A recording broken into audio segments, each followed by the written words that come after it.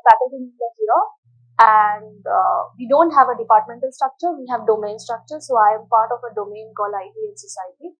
We also have a virtual center called Center for IT and Public Policy. Some of us, like me, we are part of that center. And we do mostly work in the intersection of information technology or digital technologies and social sciences. The business school is actually designed or has been designed for the last 4 years to give you a snippet of what we do as part of the 2-year course. So every year we choose a specific theme. Some of these themes come from our teaching as part of the NSA Digital Society program, as in our different research programs, and try to put them together to give you a overview of what kind of work and what kind of teaching that takes place under the program. And as you can see from the name of the program and the name of the domain that we all belong to, it's a very interdisciplinary program. So we try to bring in different kind of, technology and science disciplines and try to combine them with social science understanding of science and technology as well. And then there are thematic, orders in which we try to bring this approach. So even for ethics course, we are going to take a very interdisciplinary approach. So ethics is mostly taught or thought about from a very philosophical point of view, but we will also try and see what does ethic means from different other social science backgrounds, and also for people who develop and think about designing technology. The guiding questions, these are questions that you might have already seen before applying. So we want to see, I'll not repeat what is on the PPT, but what we want to essentially see here, that can we think about what is the relationship between technology and society, which means that when we things that we call technology and human beings and our context. As Professor Sadagopan rightly said, that time, space and context are extremely important when you're thinking about any technology and how we use them. So the question that we are asking, or most of our talks will cover, is that can we even think about a machine code? So do machines need to be ethical, or can they be ethical like us? And if we want to build an ethical society or an ethical digital society, as we are calling it, can we think about how we as human beings share responsibilities with the technologies that we are building? So if we delegate some of our responsibilities to the machines or to these technologies, will they be able to carry our ethical codes? That is the critical questions that we are trying to look at. And also then, if that is what we want our society or our technologies to be ethically responsible, how do we go about making them in that way? And it's very easier said than done, because as Professor Sadagopan already mentioned, that ethics is a very slippery thing. It's very difficult to reach a framework of ethics where everybody would agree on. And even not just in a very abstract framework manner, but even in our everyday actions, how do we take ethical decisions? Do we think about ethics in a very conscious way? How do we make decisions which we think are ethical? Do we all take decisions at any point in our life which we also know that they are not ethical? Also, the relationship between ethics and morality, that are they the same thing, or they are different, or can be thought about differently? And also then, what kind of relationships that we want to perceive our societies with? Here the relationship, by relationship I mean the technological side and the different other social actors, mostly human beings, our institutions, our cultures, how technology will shape these and how these other factors will shape technology. And what do we want? That is the point. And I'll hand over to Professor Chetan, but at all the conversations that we are going to have, we have thematically organized them, so we can't talk about all the technologies. We have only 3 days. So we have picked up a few that most of us work on. They're digital identity, smart cities, digital data, and artificial intelligence. These are the 4 technologies that you will be hearing about. And the themes about or things that are connected to ethical questions that we are going to touch upon are inclusion, equity, accountability, and fairness. This is not an exhaustive list of themes. There will be more that each of the speakers will bring depending on their work and research. But these are some of the themes that I know that they will definitely touch upon. And we all try to do many of these questions, we will try to bring it through our empirical experiences. So for example, when we are building a digital ID system, how do we bring in the question of inclusion? How do ethical digital identity system should look like? Or do we have ethical digital identity system already in place? Or what are the places where there is room for improvement? These are the kind of questions that each of the speakers would look at. And just a little bit before I finish, just a little bit organizational detail. The first series of lectures, and don't be scared, we will not talk non-stop. We will try and make it more interactive. So please feel free. We are all approachable people. I would like to believe that. So you feel free to ask questions if you don't understand, if you even want to question us. But if you don't agree, please feel free to ask questions. Last day we have kept mostly for interactions among groups. So you will be designated to a particular group. We will assign you some of our researchers who would help you if you have any questions. I will definitely be around, so you can always reach out to me. And what we intend to do, that we'll give you specific domain specific problems and try and see if you can apply some of the things that all the talks would be, throwing at you. Can you apply some of those concerns into those domain specific problems? And to what, I'm not saying that you will, have all absolute enlightenment after doing these 3 days of winter school. As I said, ethics itself is a very complex issue. But our hope is to give you some sort of practical toolkit, or at least some pragmatic questions that you should ask at the end of the 3 days when you think about technologies in general. Or also specific technologies that we are working on, specific technologies that you are working on. So feel free to bring those. Many of you are actually students, many of you are working, so feel free to bring your individual experiences, your ethical dilemmas that you have faced in your workplace together. So this becomes a more enriching environment. It's not like we don't want it to be a one-way street that we are giving you. We have figured it out and we just want to tell you how to do things. We have not. These are more questions. We have more questions than answers. I am a professor of electrical engineering. I have been all my life. But the last 5 years, I have also been teaching a course on ethics here as well as at the university I was at before. I say this to just let you know that I am not an expert the way I am on electronic circuits. I mean, shamelessly claim that I am an expert, but I cannot claim that I am an expert on ethics because I've just been teaching it. I don't have a PhD in ethics. What this presentation or this session is about is a very, very short and basic introduction to what ethics is. And the rest of the talks and sessions will be more on applying principles of ethics to various situations. So it made sense that there should be at least one session to talk about ethics itself. So that's what we'll do. We'll do quickly, 1.5 hours. As I said, I teach a 45-hour course on, and as Bilisha said, this is an endless topic. So we'll just cover bits and pieces of ethics here. And presumably a lot of you are already familiar with it, but this is a revision if you are familiar. And if you are familiar, you can help us have nice, interesting discussions. What did I do with Okay, so I begin by asking a question.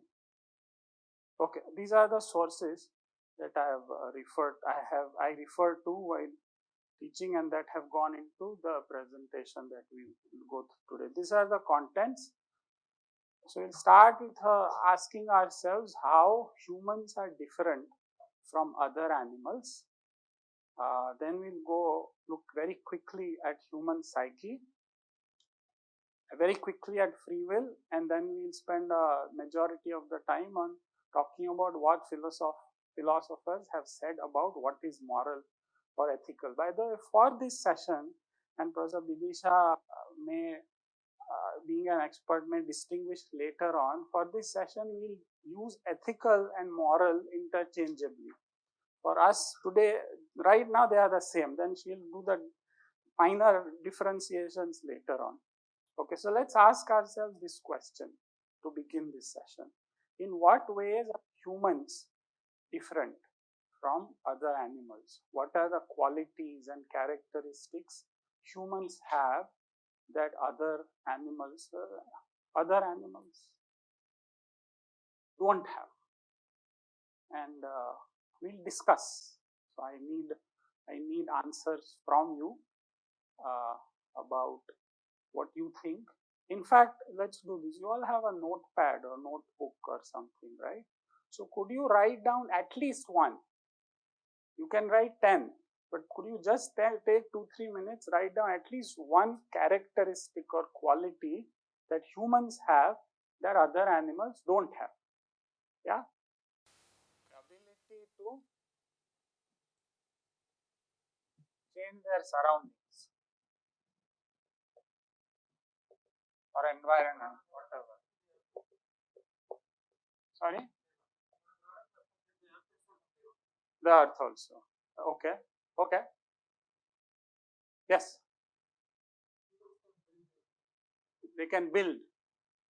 Ability to change, ability to build.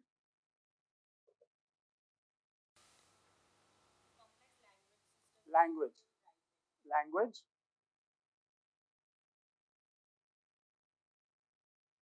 Okay. Yes. Empathy. All right.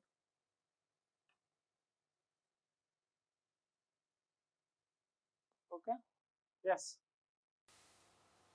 Let me write this as the ability to learn. All right.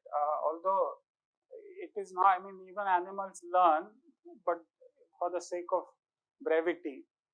Yeah. Okay. Over long distance communication.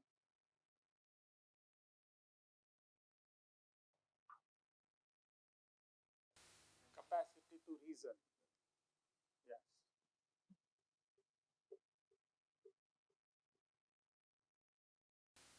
Being humane. Being humane. Yes. Yes. Related to empathy. Yes. Okay. All right. This is good. So I wrote some things. This is not an exhaustive list, but it complements some of the things we have are already here. Here are some more. Intelligence, which is the same as reason. Large scale cooperation. Humans can cooperate today over the entire world. Societies, countries, civilizations cooperate with each other. Imagination. Imagination is critical, a differentiator between humans and animals. And here are some examples.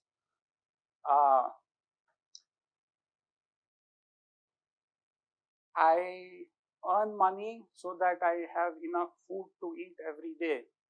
But I imagine that tomorrow I may not have, and it worries me. Animals don't worry. They get what they get. Tomorrow they'll do what they will do. We worry.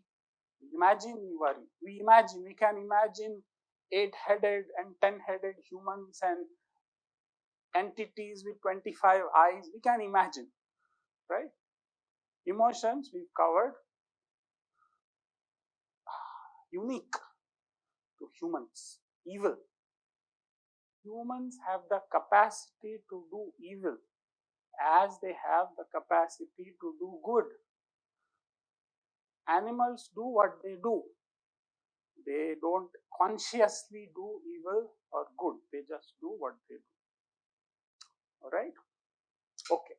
Any comments? All right.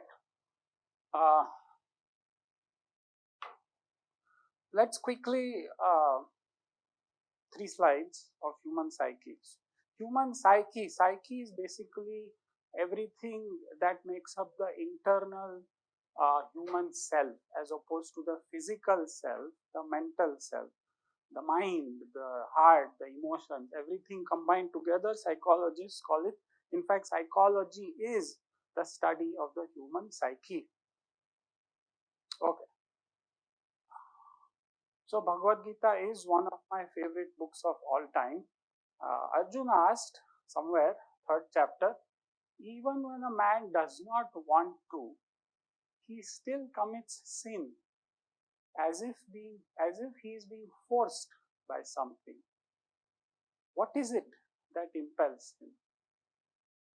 We all humans do things often as if we are being forced by something within us, not outside, but within us.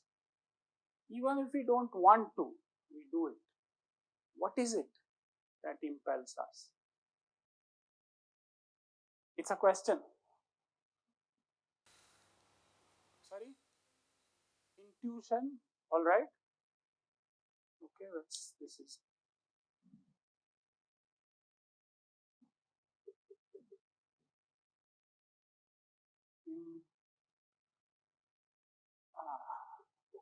Intuition, all right? I think, okay, the intent here is he still commits sin, all right? Something bad. I'm not sure if intuition fits into that category. Maybe it impels us to do things, but I'm not sure if intuition impels us to do evil or sin, right? So what is it that impels us to do something that we know is not right, but we still do it? He might see his own profit in it. Selfishness, all right? So,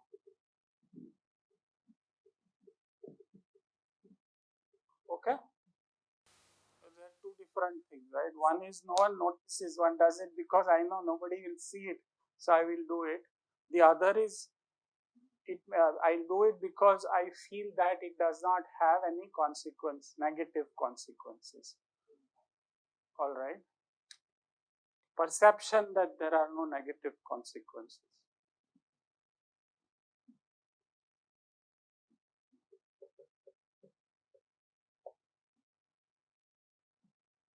Okay. Anybody else? Does anybody know what the reply is in the Bhagavad Gita? No. There are a lot of ethics one can learn from.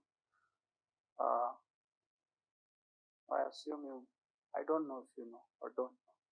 Sri Krishna said, desire which originates from passion, know this to be the enemy. Desire is insatiable and is a great evil, devil.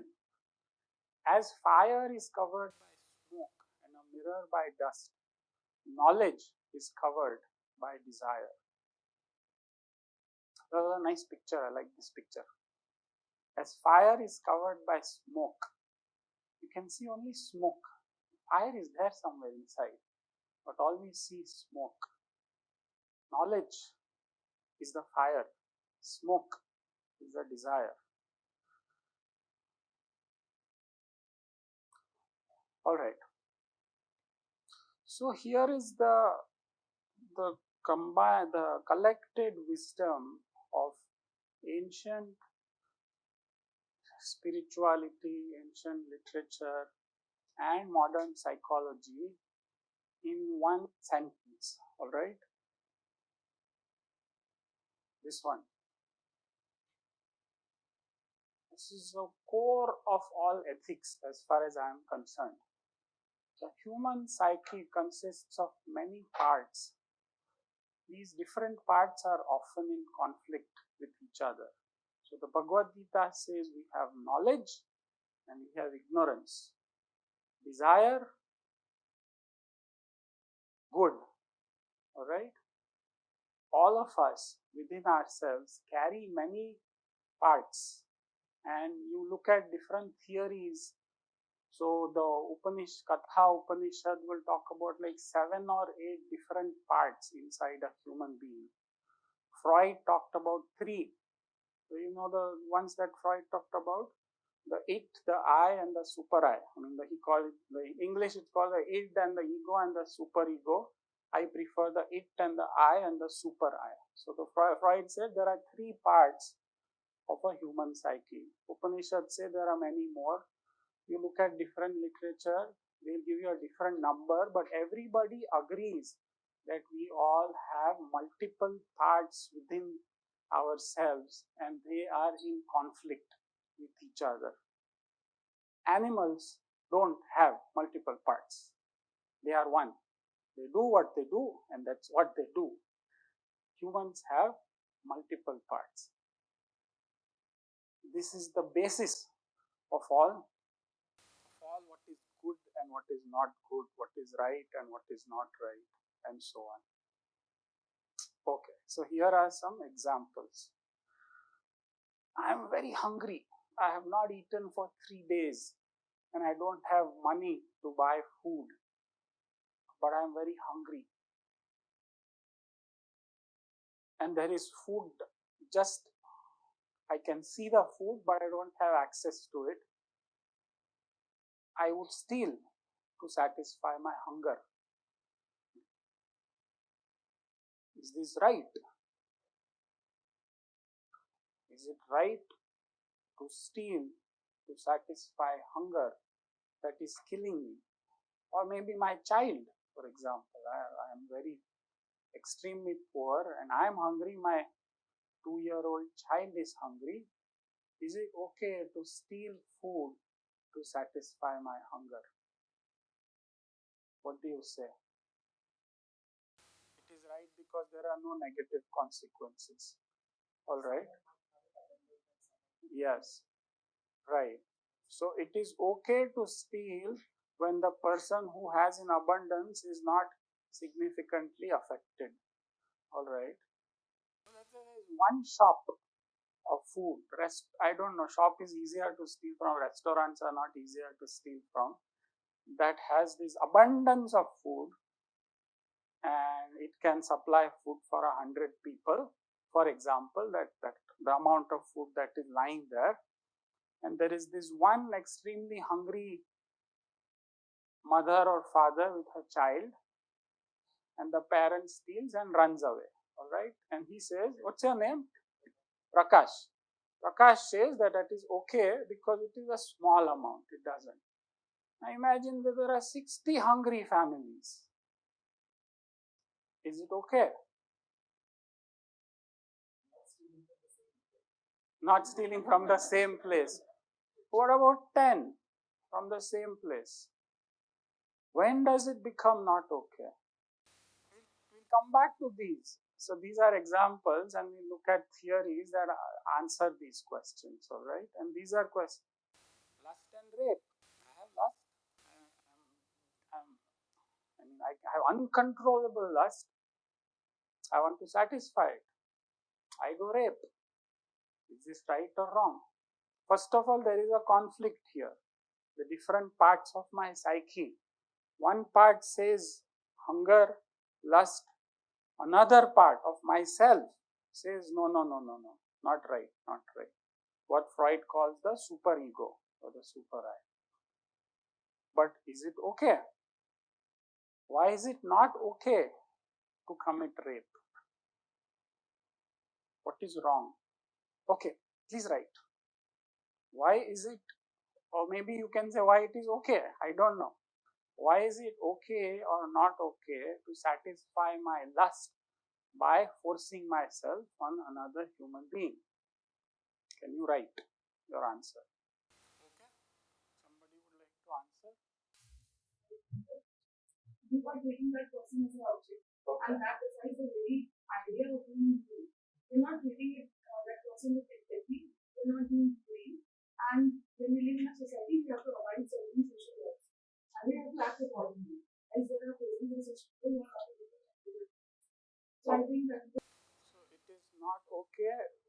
We give about 3 very fundamental reasons It is not okay because we are treating another human being as an object, and that contradicts the very principle of what a human being is, number one. Number two, one is not being empathetic. And what was the third one? We have to abide by norms and laws and rules of society. Can I ask you a further question? Why is it not being empathetic? Can you elaborate on that? Why would you are going against the will of that person? The definition of rape is there is no consent. So you are going against the will of that person. You are forcing your will on that person. So why would it be empathetic? Okay, let me add a word because I think that's a critical word. One is hurting another human being, and that is the lack of empathy is not recognizing that by one's act one is hurting another human being. Rape is wrong because one is hurting another human being. Okay. Depression and suicide. I'm very, very depressed. I have no will to live. Nothing, nobody loves me. I don't see why I am here. I might as well die. So I commit suicide. Although I know at some ethical level it is wrong, but I don't care. I want to commit suicide.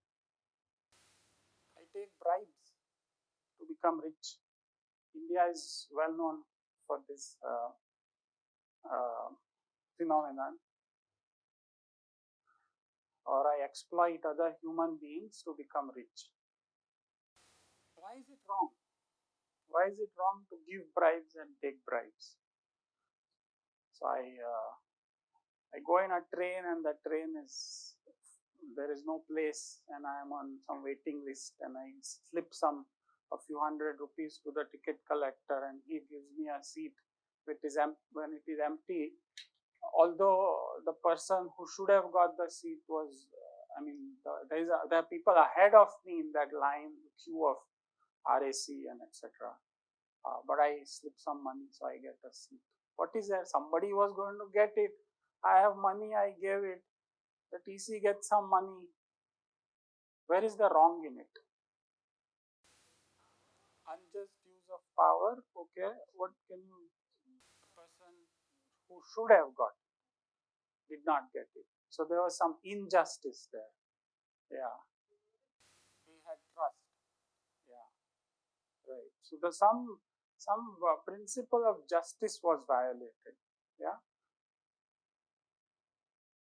What about exploitation? I give very little wage to laborers in farming or laborers in an industry, and as a result I make a lot of money as an industrialist or a landowner and they don't get their due. Why is that wrong? Or is it wrong? It's okay. That's how the world works, no? The world works like that today.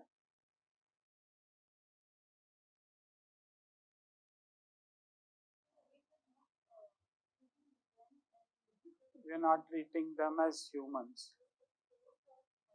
Yeah, right. Yeah, but so you've said this before also, so let me prod you a little, but why is that wrong? It's okay. What is that?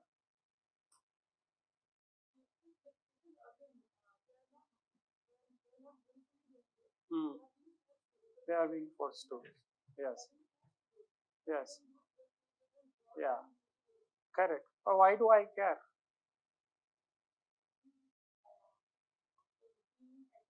Yeah. Yeah. So if I'm worried about treating other people ethically, then I should care. Yes. Okay.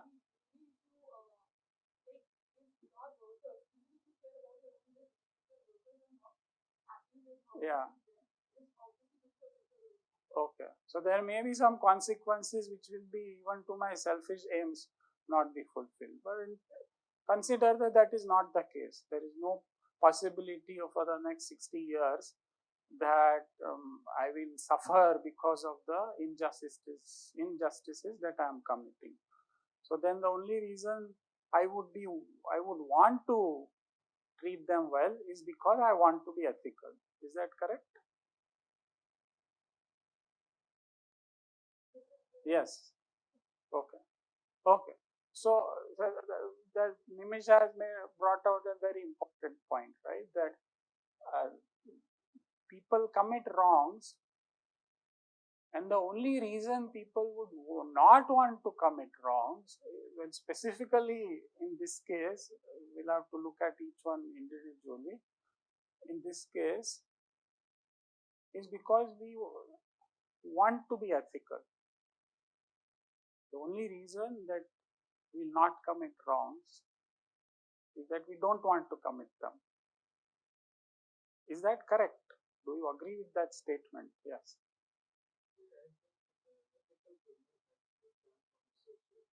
On the social, okay. Yes. Yes. Okay.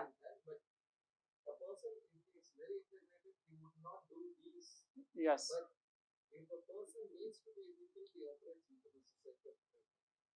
Right. So there are two aspects to this. One is that to live in a society, there are a set of norms and rules that the society makes, and one must follow them if the society has to continue to exist in a state of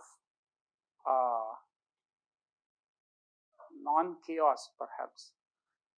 And that is why being ethical is important, because if people are not ethical, then that would lead to a society that is chaotic. That is one. The other you are saying is there is the individual notion of integrity that a human has, for whatever reasons, his upbringing or his rationality or his religion has decided that I will be ethical because that's what I believe to be the right thing to do, and that is what integrity is, independent of what the society does. All right. Okay. Good. Yes. Yes. Haha. Yes.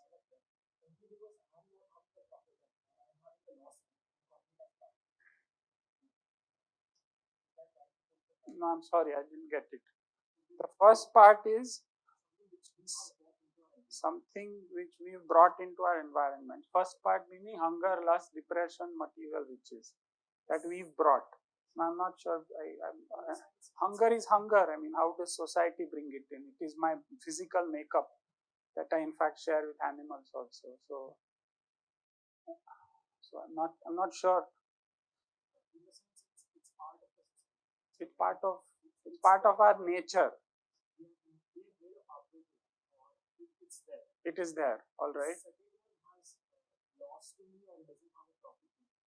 Yes.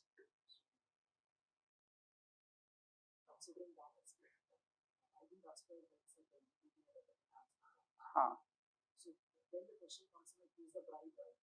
Yes. Correct. Correct. Correct. Correct.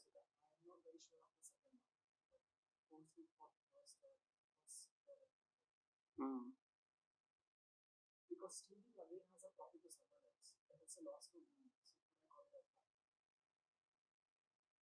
Correct. I think, okay, if I understood you right, I think what you are saying is that there is a conflict between that which is good for myself versus that which is good for the collective. And that is where the conflict arises. If I were to only worry about myself, then this conflict doesn't arise. And I think, again, you are right, that is a crux of ethics. Ethics is, the questions of ethics arise when we live in a society.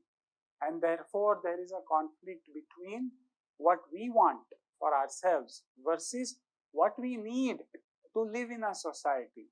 There are times when we need to sacrifice our own needs so as to live in a society, because otherwise we'll all be individuals living by ourselves and fighting with each other, and there will be no cooperation. Absolutely right. Yes. These 4 points are actually quite disturbing for me because from the development studies perspective that I come up, so the important questions that I would be asking is why are 60 people hungry while there is one shop with abundant food, or why is one sex uh, getting raped while the other is more or less safe, or depression or suicide is more in certain groups and not in others, or why some people can afford to bribe while others can't. So if this kind of organized systematic um, difference exists in a society, should we base our ethics on such an unjust society? Shouldn't that society, like, instead of preserving that structure of society, shouldn't we try to improve it or change it? So for me, if ethics is based on society itself, at least in these examples, it's very problematic, or I see it as very problematic. Correct. So the fact that these dichotomies exist implies a deeper problem in society, is what you are saying. If there is hunger in society, that means there is a problem that needs to be solved. If there are people who bribe and therefore deprive others of their natural rights, there is a problem in society. That's what you are saying. Yes. When deciding what is ethical or not, Yes. we cannot say take the current unequal structure of the society as sacrosanct. Correct. Because inherently there is inequality. Correct. And if we use that context, some people will always be at a disadvantage in determining the rules. Correct. So yeah, this should, none of these should be taken as a given. If one says that these are given, then that itself is wrong. That's what you are saying. Agreed. I agree. So I don't think there was an implication here that these are given. In fact, I would, and this is a personal opinion, I think hunger will always exist and lust will always exist in whatever society one lives. At a personal level, these things will always exist. Therefore, these are independent of any assumptions made about societies. All right. I think we've discussed enough. So let's go ahead. Okay. So one slide about free will. That is the other thing that we actually missed when we are discussing the characteristics of humans versus animals. The one characteristic that humans have that animals don't have is the capacity to choose actions. Human beings decide at every moment in time. We decide what we will do from the moment we get up in the morning to the moment we fall asleep at night. There are many actions that humans do.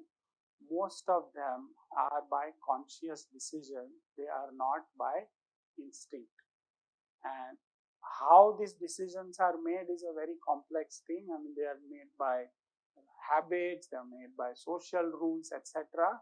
But nonetheless, they are conscious decisions. We have the power to choose what we do, and therefore the question of what is right and wrong becomes fundamental to human existence.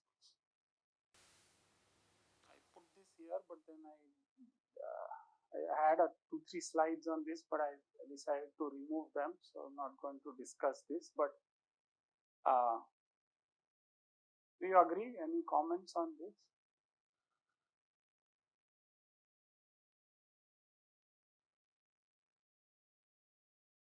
And it is because we have the power to choose that the questions of right and wrong become relevant to human beings as individuals as well as societies. And therefore, we keep discussing what is right and wrong. In the settings or the spaces or the possibilities that can happen, that makes what we decide. That's right.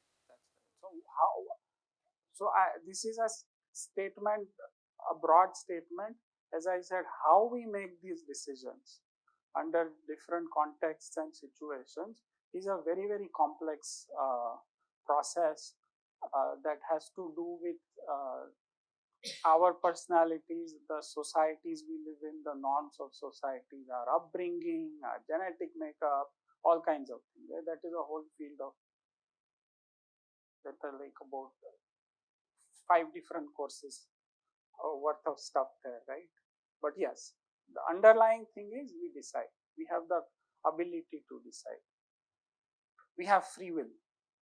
And of course, that itself is a discussion, right? There's a branch of philosophy that will argue whether humans have free will or not.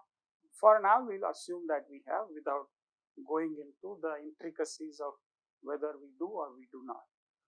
Because it is only when we have free will that the question of doing right or doing wrong becomes relevant. If we don't have, then if we are driven entirely by external forces, then that becomes a more complicated subject, which we'll not handle here. Okay. Given therefore that humans two notions or concepts. One, that we have within ourselves multiple parts which are in conflict with each other, and often the parts are in conflict because of selfish versus societal aims. Sometimes actually it is more deep than that. Again, for example, a lot of psychology and all of spirituality would say that ultimately everything that we do wrong in any sense of the word, that is selfish, actually in the long run harms ourselves also. So it is not merely as for the sake of society that one does right, but also in the long run for our own selves. So the theory of karma, for example, is a theory about that. That if I do wrong, it's going to come back to me, independent of what it does to society. But the point being, everything that we do is a result of something that we have internally decided after some internal conflict. And the fact that we have the ability to choose means that we need to know, think about what is right and wrong. And that is what ethics is. Ethics asks, one of the questions the field of ethics asks is what is right and what is wrong. And so what we are going to do rest of the session is look at various philosophies quickly about how they answered the question what is right or what is moral. So I've used the word moral, but the word moral, right, ethics I'm using interchangeably here. Alright, so that's what we will do. Given that we say yes, we need to make a choice, how do we decide what is right or wrong? So like he said, well, it is okay to steal if it is only one person, one hungry person, and a shop has enough food for 100. How do we decide what is right and wrong? So let's look at some philosophies. So this branch of ethics which addresses the question what is moral or what is ethical is called normative ethics. Ethics has three branches. This is called normative, and basically addresses the question what is moral or what is ethical, whatever. So you look at theories. So these are the broad kind of okay, we look at these what different people have said about what is moral. And the first one I've put is justice, which no particular person has said, but that the notion of justice basically pervades what is ethical. In fact, some philosophers will say that what is ethical is the same as what is just. The ethics is the same as justice. Anything that is just is ethical. All right. So we'll begin with that, and then we look at various theories. So what is just, by the way? When do we say something is just or justice? What is justice? Someone has crossed a threshold and they need to be set back. That is justice. All right. Somebody has done something wrong and they need to be punished. Right. Although you're not using those words, I'm putting words into your mouth.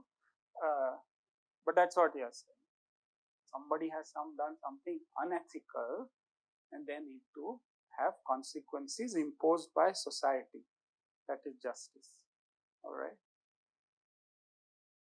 But let me give you an example. Another example. I am a teacher in high school, and I give a test and I collect the papers, and there's this one, my very favorite student. I like him very much, and he's not done very well, but I like him so much that I tweak and I give him more marks than he deserves.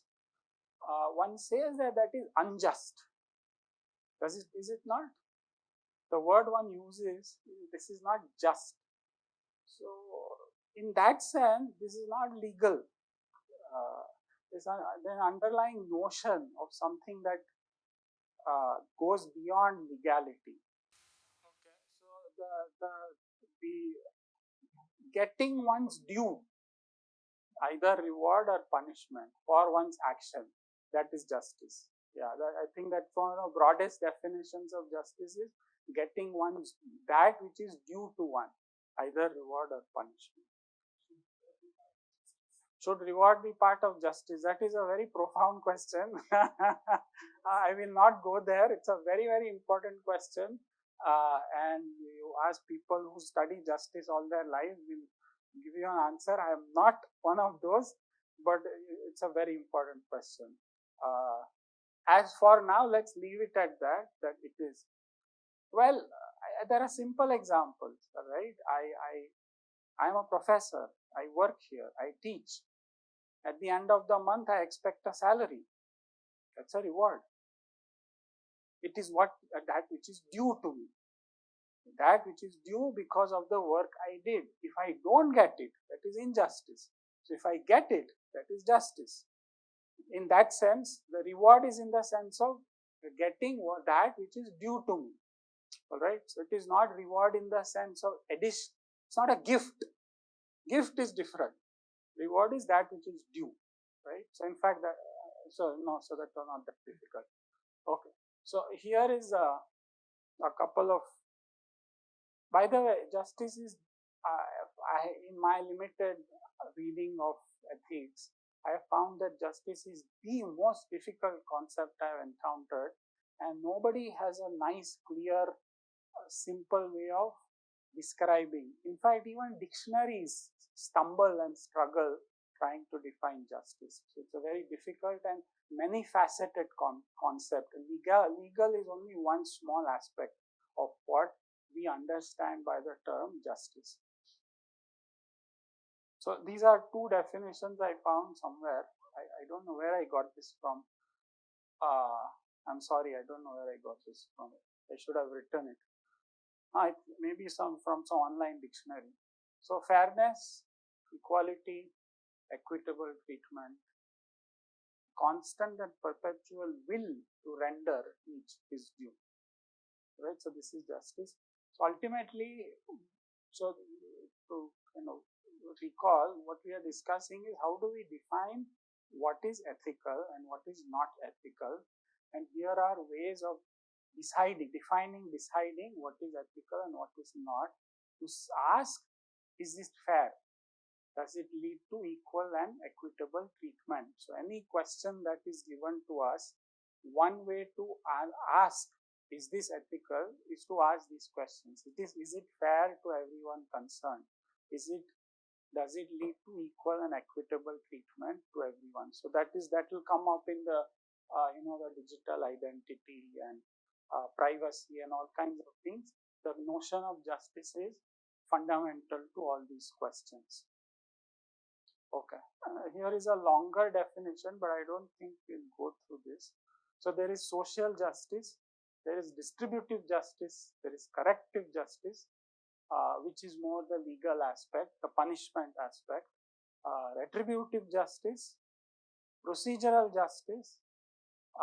So this is from some website. So there are lots and lots of different aspects of what justice means to us as social beings. And I think perhaps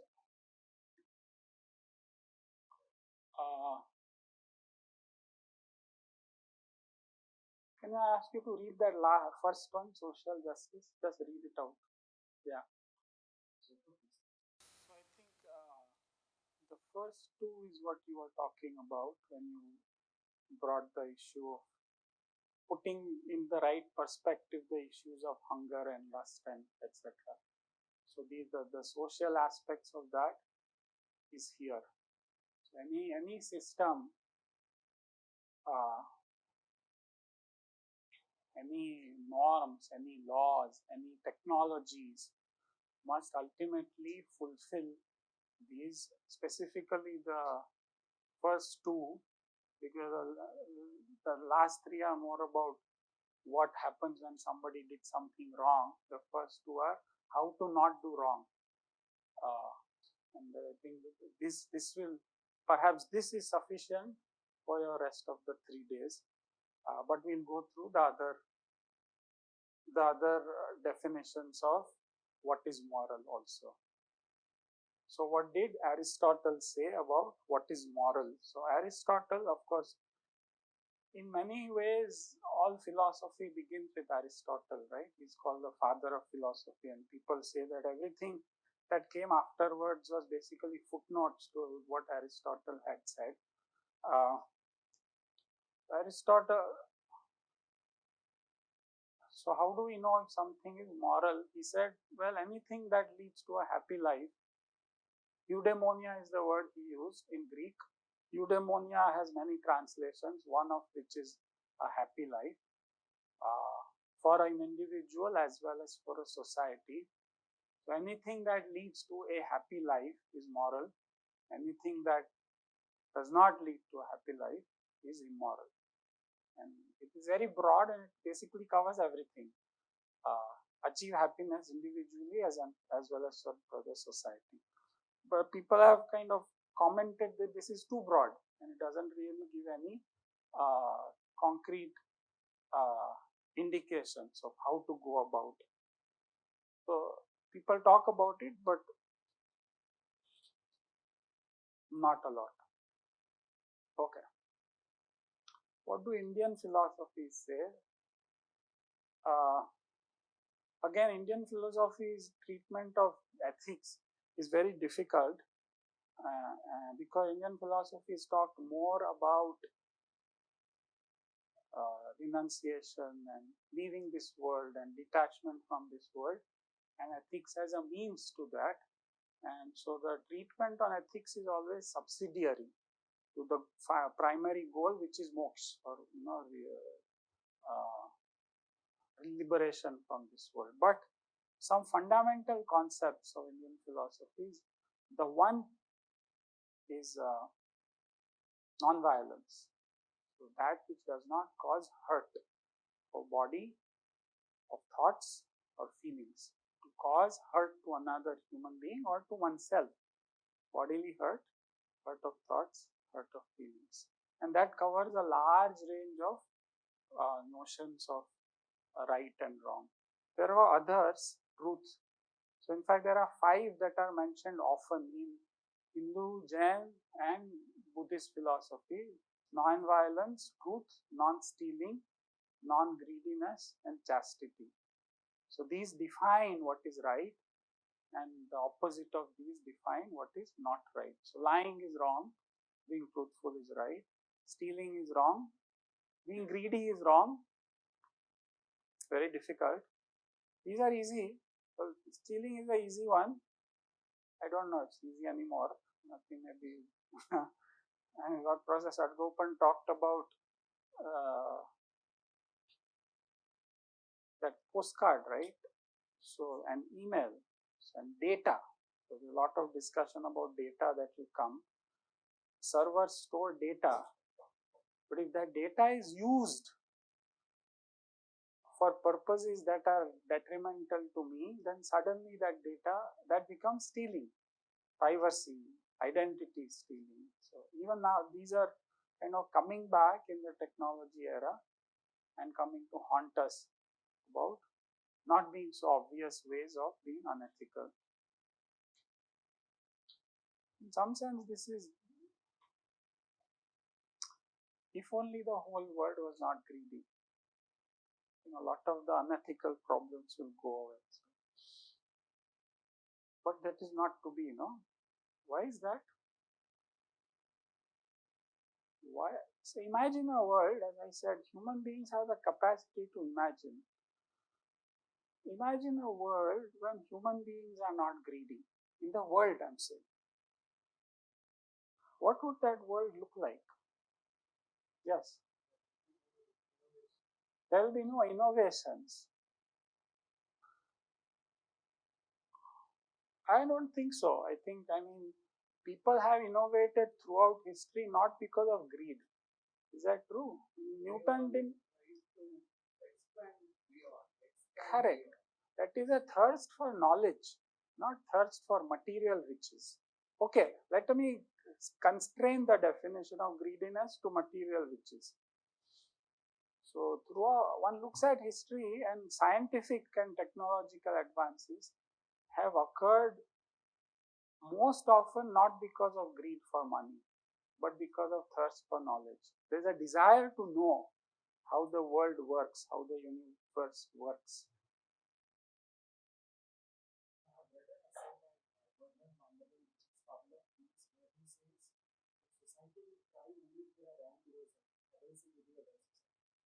Not specifically talking about greed, I'm not talking about wrongdoing, because these are two different discussions. I'm saying imagine a society where there is no greed for money, for more material riches. Everybody is satisfied with little and not wanting more and more. If I have a 1-bedroom house, I want a 2-bedroom house, and if I have a small car, I want a bigger car, and if I'm traveling in third AC, I want to travel in a plane. These are material riches. Can we imagine, first of all, can we imagine a world where this greed is not there? In fact, can we imagine?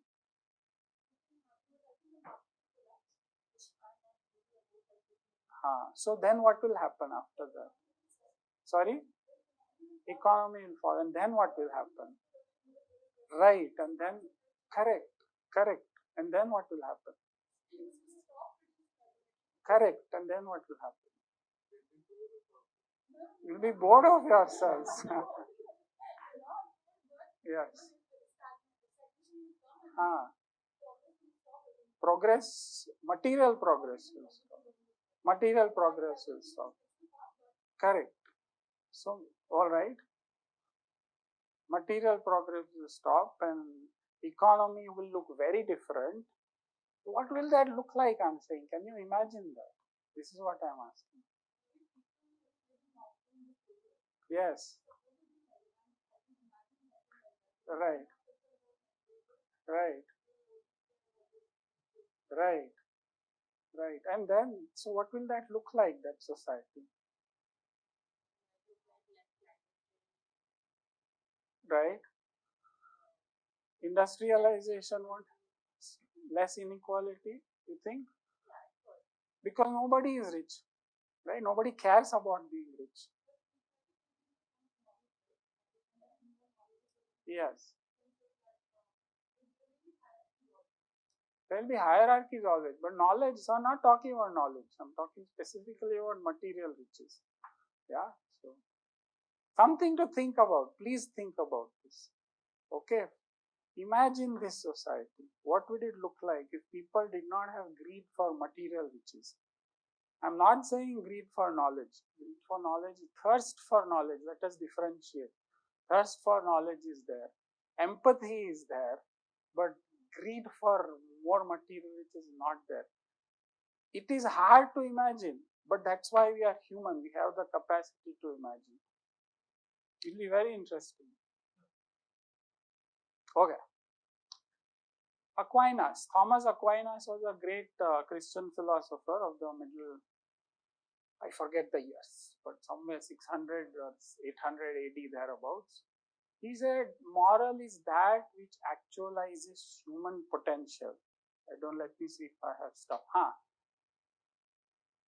Okay, we have time. So, why don't we just read? Alright, there are 3, 4, 5 slides of what Aquinas says. They are very interesting. So I put them here.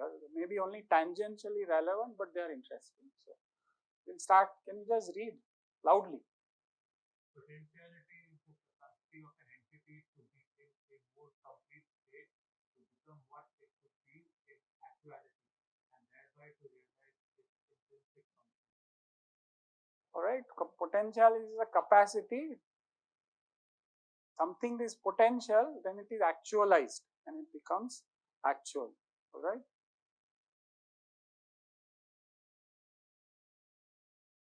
A seed has the potential to become a tree. Therefore, the function of a seed is to actualize this potential and become a tree. If a seed does not become a tree, then its potential is not actualized and its function remains unfulfilled. All right. So the notion of the concept of potentiality is very nicely illustrated here. Seed can become a tree, therefore it has a potential. When it does become a tree, it has actualized its potential. And the function of a seed is to become a tree. It is not only an actuality, a potentiality, it is also therefore a function. Okay. Yes.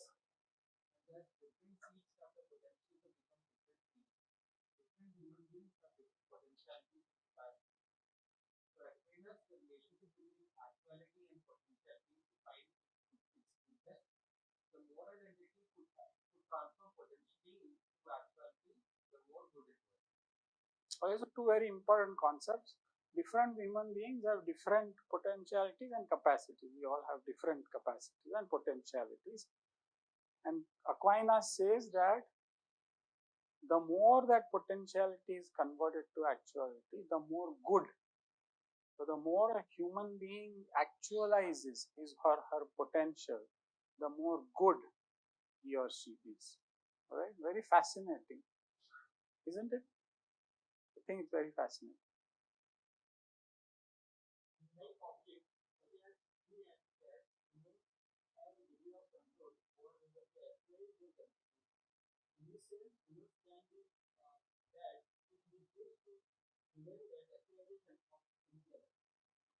Alright, so this is a difference between humans and seeds. Seeds just do what they do. They will become trees given a set of external circumstances. Humans can choose not to actualize. So Aquinas says if they choose not to actualize, then that is bad, unethical to not actualize. So this is a definition of ethical or unethical. Ethical is to actualize human capacities, one's own and others'. So in a social context, to enable or allow others and oneself to actualize potentialities is good. To prevent others or oneself from actualizing their capacity is unethical. And so, of course, in some sense, this is related to justice. Ultimately, perhaps everything is related to justice. But this is a very beautiful definition, that relates to rich and poor, possessed and dispossessed, exploitation, everything that prevents others from actualizing their potentialities is unethical. And then, of course, I don't, not many engineering background people here, very few. Yeah, few. So, we are an engineering institution. So, today's culture. So, a lot of students come here who come, I don't know why they come, but they are not interested in engineering, and they are being forced by parents, society, this, that, and the other. And their interest is somewhere else. They have no interest in engineering. They have no potentiality in engineering. They want to do, I have had students who wanted to make movies, who wanted to become photographers, who wanted to write poetry. At some level, there is a lack of ethics in not actualizing those innate potentials. When there are external forces or internal forces, whatever, that force human beings to do things that is not their potential. Okay. All right. This is there because this is one of my favorites. So, and it's not often quoted. That's the other reason. You go through kind of books on ethics. Aquinas is not given a lot of importance. Aristotle, and then people jump to Kant, and of course Kant is a giant. So let's talk about Kant. Immanuel Kant. So he said many things about ethics. These are three important ones, and let's see, I think there are some slides on this. Okay, so let's continue reading. Yeah. The only indisputably good thing, according to Kant, is a good will. Ultimately, a good will is the ultimate good, Kant says. As all other human virtues, they can be used for good or bad purposes. A good will is a good will. It's like, again, Professor Sadgopan mentioned this. He said, that postman who carried thousands of postcards every day, he did not read them. By the way, I don't know if he didn't read them, but I will not go there. But there was the notion of respecting other people's privacy, and one respected because there was no will, there was trust, and when there is trust, there is no violation, and that trust comes from a good will. I don't have an intention of violating another person's privacy, and as long as that intention is there, society is good. But when that intention is not there, then people start abusing their whatever, the data, information, etc., etc. Intent, will. Kant said that many centuries ago. If the intent is good, there is trust and there is goodness in society. As soon as the intent becomes not good, we have trouble. Okay, so that is one of the things he said. Right? A fundamental question, right? It's nice to say good will, but how do we know? I have a will to do something. How do I know it is good? Sometimes I'm confused. I'm very hungry. I want to eat. I want to steal food. Is that a good will? Question still remains. So Kant had many criteria, and we'll look at two briefly. Till 11, no? Yeah, 15 more minutes. Kant gives several formulas, so we look at two very briefly. The universal law formula and the humanity formula. The humanity formula we kind of discussed already, but the universal law is again one of the most beautiful conceptions of morality, definitions of morality. Simple, but very beautiful. Okay, let me read this. So, underlying a principle is a maxim to test if any maxim is moral. So, the maxim could be, it is okay to steal when I am hungry. Alright. So, how do we test if it is moral or not? So, he says, Kant says, state the maxim, universalize the maxim, see if universalizing leads to a contradiction or to coherence. If it leads to coherence, we say that the maxim is moral. So, universalizing any maxim is a test for determining if it is moral or not. So, look at an example. Suppose I cannot pay my rent and I am about to be evicted. I borrow money from a friend, promising to pay her back, but knowing that I will not be able to. I know I don't have money, but I still borrow, telling her that I will pay her back. I reason, however, that it is not immoral to do this because otherwise I will be homeless. So I reason that, well, either I am homeless or I lie to her about, I make a promise that I am not going to keep. So Kant says, okay, here is what is the maxim there? The maxim is, it is okay to make a promise that I know I will not keep. That is a maxim. So first of all, it's very important to define a maxim out of a situation. It is okay to make a promise that I know I will not keep. And we universalize this principle. So what is universalizing? We say it is okay for everyone to make a promise they know they will not keep. What happens? If everyone makes promises they do not keep, then no one will believe promises and no one will make promises, and so the whole notion of promise will go away, which contradicts the original concept of making promises. Therefore, this is a contradiction and therefore this is not right. Alright. So, let us take the example of hunger and food. So, it is okay to steal food when I am dying of hunger. Alright.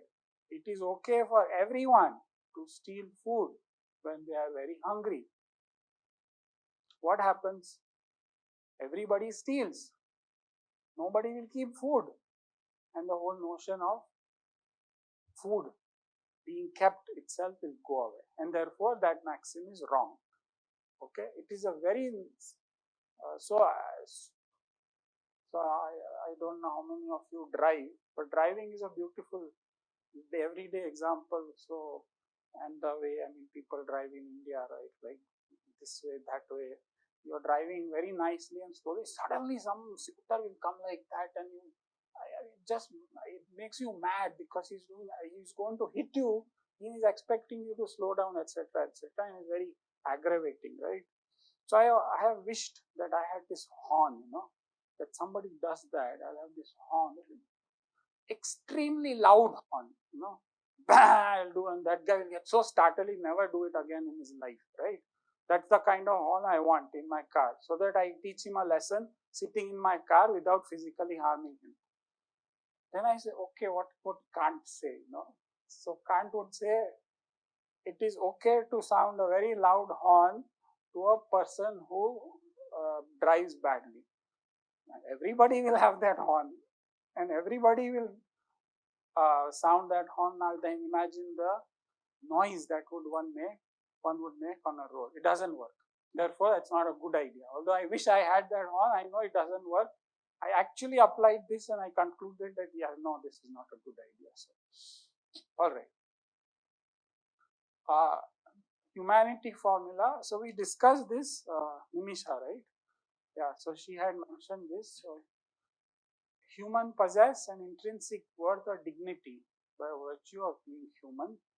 Every human must be treated as an end and never merely as a means. To use someone, so what does that mean, right? So here is a nice definition of what does it mean to use somebody as a means and not an end. To use someone as a mere means is to involve them in a scheme of action to which they themselves would not consent. So when I do an action, if I want to know, well, am I using somebody as a means or an end? The question I must ask is, are they consenting to what I am going to do? If they are consenting, that means it's okay. But if they are not consenting, that means that I am using them as a means, and then it is wrong. So in borrowing the money example, I am using my friend to get money from her. She would not consent to it if she knew my intent, obviously, and therefore it is wrong. By the way, so this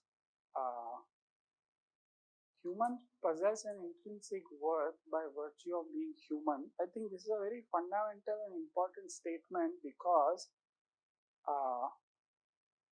there's this great debate about, and I kind of realized this when I was reading Bertrand Russell's Ethics, that statements we make about ethics are different from statements we make about in science. So we say every human being has an intrinsic worth as a statement of ethics. A statement of science would be that this desk, this is blue in color, and that I have two legs, or that if I jump from here to the concrete floor, then I'll break some bones. These are statements of science. A statement of ethics does not have proof. And this is a fundamental differentiation. Every human being has an inherent worth. There is no way of proving this. This we take as, what is it called, a postulate, what mathematicians call an underlying postulate that cannot be proved. We just take it for granted. There have been societies in the past which did not take this for granted, and they were different societies. Slavery was an established and accepted institution, in fact, in most societies throughout history. Today, we say, no, we don't accept slavery because we've accepted this as a maxim. Previous societies did not accept. There is no proof. We cannot prove this statement. It is just there, and we accept it because we believe in it. There is belief here. There is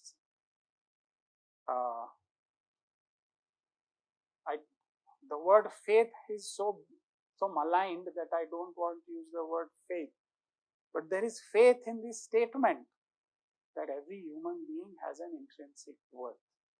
And ethics is based on this principle.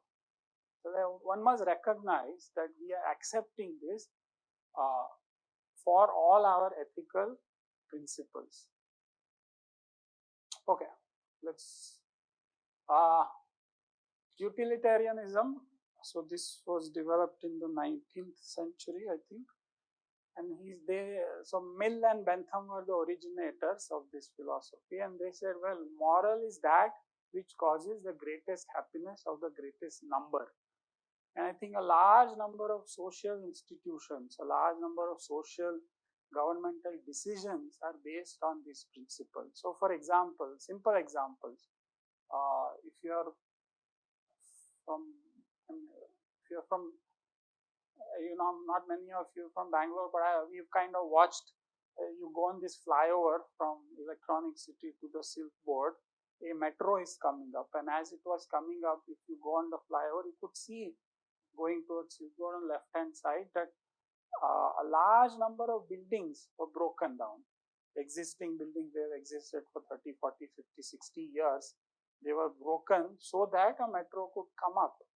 Of course, they were compensated. The people who owned those buildings were compensated, but the government has the right to take over land from individuals for the sake of a greater good, quote unquote, greater good. So often large projects are justified based on this principle. Building dams, right? Dams cause a lot of displacement of people because water levels rise up, and there's examples where whole village areas were flooded, so the villages have to be relocated. But it is justified based on this principle. So this is a very, very important principle of social ethics. Very controversial, but we don't have time to go into the controversy. Maybe this will come up again in the next 3 days. Okay.